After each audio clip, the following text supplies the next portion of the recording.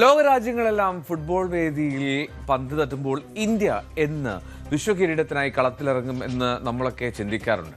ആ സ്വപ്നം പൂവണിയണമെങ്കിൽ നല്ല കളിക്കാർ വേണം, പന്ത് തട്ടാൻ സ്ഥലം വേണം.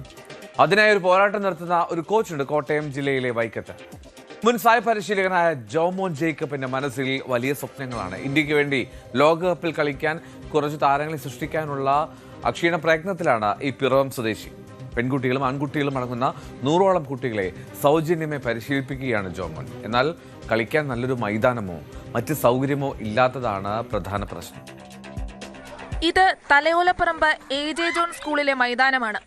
ഇവിടെ പന്ത് തട്ടാൻ എത്തിയിരിക്കുന്നത് ഫുട്ബോളിനെ സ്നേഹിക്കുന്ന വലിയ കാൽപന്ത് കളിക്കാരാകണമെന്ന് സ്വപ്നം കാണുന്ന കുട്ടികളാണ്.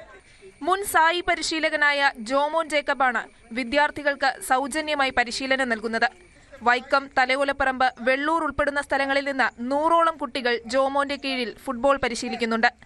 എന്നാൽ അടിസ്ഥാന സൗകര്യങ്ങൾ പോലും ഇല്ലാത്തതാണ് പ്രധാന വെല്ലുവിളി. വളരെ സാധാരണ കുടുംബങ്ങളിൽ നിന്ന് വരുന്ന കുട്ടികൾക്ക് കളിക്കാൻ നല്ലൊരു ബൂട്ട് പോലുമില്ല. ഫുട്ബോളിനൊപ്പം ഹോക്കിയും പരിശീലിപ്പിക്കുന്നുണ്ട്. നമുക്കൊരു സ്പോൺസർഷിപ്പ് കിട്ടിയാൽ മാത്രമേ പറ്റുള്ളൂ.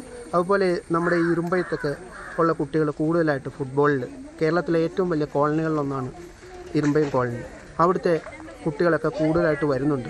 പണ്ട് ഇന്ത്യയിലെ തന്നെ നല്ലൊരു ടീമുകളിൽ 5 ടീമുകളിലൊന്നായിരുന്നു ഫുട്ബോൾ. അതുപോലെ തന്നെ ഇനിയും നമുക്ക് ഇവരെ വളർത്തിക്കൊണ്ടുവരാൻ സ്പോൺസർഷിപ്പ് കിട്ടുവാണെങ്കിൽ ഷുവറായിട്ട് 100% നമുക്ക് വിശ്വാസമുണ്ട് ഇവർ ഭാവിയിൽ ഇന്ത്യൻ ടീമിലൊക്കെ കളിച്ച് നല്ലൊരു അസറ്റായി നമ്മുടെ നാടിന് മാറുമെന്ന്. 1ാം ക്ലാസ് വിദ്യാർത്ഥികൾ മുതൽ ദേശീയ സംസ്ഥാന താരങ്ങളടക്കം ജോമോന്റെ കീഴിൽ പരിശീലിക്കുന്നുണ്ട്. ഒരു കാലത്ത് ദേശീയ വനിതാ ഫുട്ബോളിൽ നിരവധി താരങ്ങളെ സൃഷ്ടിച്ചിട്ടുള്ള സ്ഥലമാണ് വൈക്കം. പഴയ പ്രതാപകാലത്തേക്ക് ഈ നാടിനെ എത്തിക്കുകയാണ് ജോമോന്റെ ലക്ഷ്യം. എന്നാൽ സ്വപ്നം പൂവണിയണമെങ്കിൽ കളിപ്രേമികളുടെയും ജനപ്രതിനിധികളുടെയും സഹായം ആവശ്യമാണ്. ന്യൂസ് 18 വൈക്കം.